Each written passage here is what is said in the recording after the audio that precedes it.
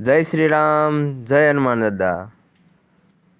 હનુમાનજી અને રામ ભગવાનની એક સાચી વાર્તા।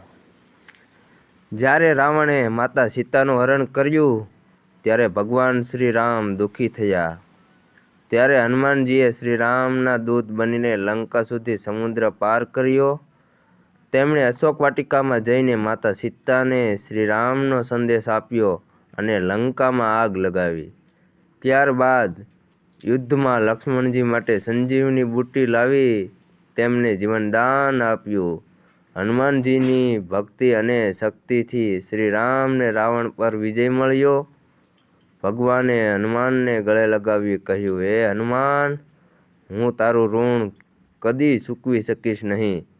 ત્યારે હનુમાનજી બોલ્યા, હે પ્રભુ, હું તો તમારો દાસ છું, એ જ મારો જીવન ધર્મ છે। બોલીએ જય શ્રી રામ।